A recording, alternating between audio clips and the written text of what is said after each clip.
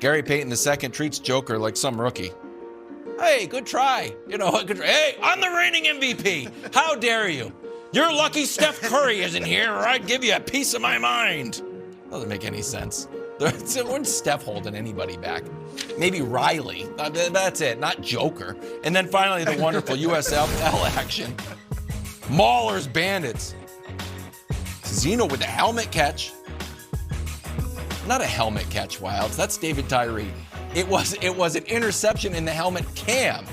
Helmet cam is not only awesome on field, extra bonus. It's great for fan interactions, this fan being his mom who he gives the ball to.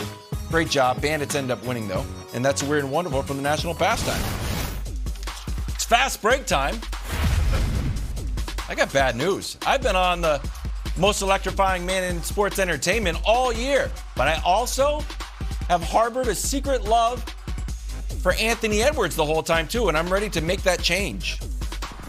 Ant scored 36 over the weekend. Wow. Most electrifying man in sports scored 32, but quiet in the fourth. Wilds. Here's the thing, Broussard.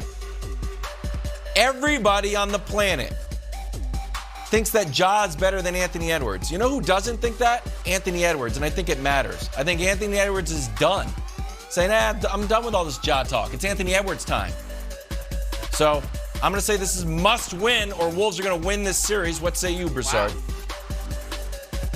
Well, I agree with you on Anthony Edwards. I love him. I thought it was, and as all due respect to LaMelo Ball, I thought it was a travesty that Edwards didn't win the Rookie of the Year last year just because Melo missed so many games, all right?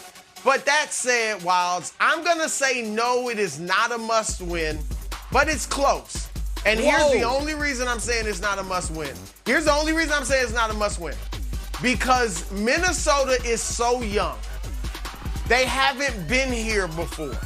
I could see them, Anthony Edwards, Cat, D'Angelo Russell, just being immature if they go up 2-0 and feeling like we got this and relaxing, and next thing you know, they're in a series. Now, Patrick Beverly is their veteran leader, but he's unsteady. He's unstable, so I don't know that he should be the voice of reason. Unstable. So that's all I'm saying. But that's a great obviously word it's close to a must-win, but I'm going to say no. But here's the thing, Nick. I picked this series. I picked Memphis in 7. I gave Minnesota a much better chance to win than most people because this is a tough matchup for Memphis. They bring the same energy, the same youth, the same athleticism that Memphis has. They played them 2-2 in the regular season, and people forgot. They beat Memphis by 43 in the regular season game with Jaren Jackson and Desmond Bane playing. They lost one by overtime. So, and Nick, last thing, you look at the high-end young talent. Karl Anthony Towns, D'Angelo Russell, Anthony Edwards, all top 2 picks. They got more high-end young talent than Memphis does. So they got blue this is going to be a tough series, and I'm not surprised by that. And they won, they being Minnesota, game 1, despite D'Angelo Russell playing terribly. Now, I don't know if you can expect Jaden McDaniels to play as well in game 2 as he did in game 1. I do think this is a must-win for Memphis, and I do think they will win it. I think that Ja versus Anthony Edwards is a real discussion moving forward. I think Ja's better, but I can't watch Ja play and not get nervous a half dozen times per game. Anthony Edwards, on the other hand, is built like a truck, and while he's explosive, he's not as reliant on plays like this as Ja is. Ja makes me nervous, but I do think he's better. I do think Memphis is better. I do think there's a bit of a kind of traditional media overreaction to one game that we're seeing here. But Wilds, I got to talk to you about something, buddy. And I'm sorry to do this on the air, but I think it's good for the show. So let me tell the audience something. Kevin Wilds knows exponentially more about television than me. I'm a radio guy by trade. Correct. Wilds has been in TV forever. He calls me after the show sometimes, tries to he's like, hey, Nick, remember, we need video for things. Like, there's pictures. It's not just your voice. He gives me very basic tips that are super helpful. That's kind of rookie. I know exponentially more about takes than you, Wilds. Let me help you with very basic things. That's a hot take were there. going to be the Ja guy. You said you were going to be the Ja guy. You soft pedaled a Ja MVP take that you immediately retracted. Then you were like, well, Ja's not the MVP, but I've got the Grizzlies. The Grizzlies. And then Antoine elbowed you off the corner, and then you just took it. And now you're like, Grizzlies are going to lose, and I'm an Anthony Edwards guy. The hell are you doing? The most electrifying man in sports entertainment was your catchphrase. This was your team. And instead, the only consistent basketball take you've had all year is that the Magic are frisky and that they're going to get Chet. That's not a road to success in the business, buddy. You're the Ja guy, and you're abandoning him after one game. You have stuck with the Magic. That's true. Well, you have definitely you would ride or die for the Magic. Your on-air Magic. advice.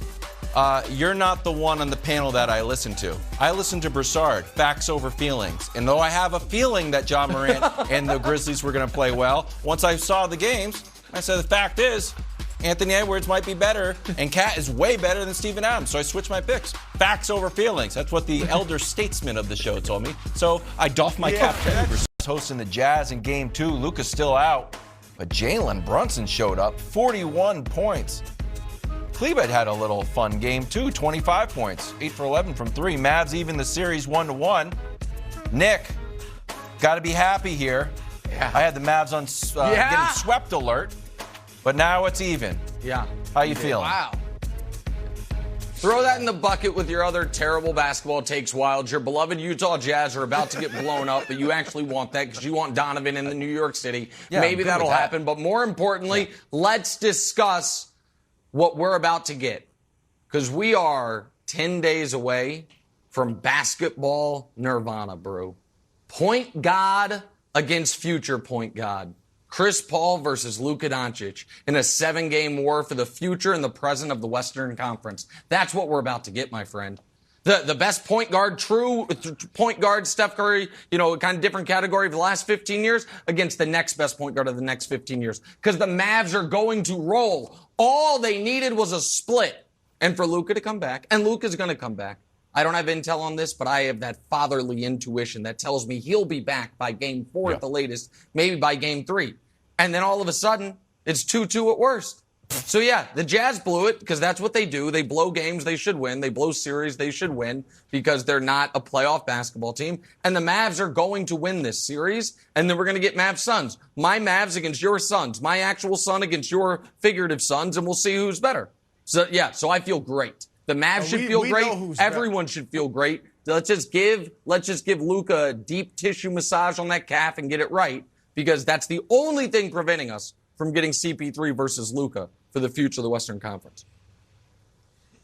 All right, look, I'm with you. I think Dallas wins this series. I thought they'd win it going in. But it's not over. All right, I'm not putting the Jazz to bed. Again, I think Dallas will win. I'm picking them. But it's 1-1.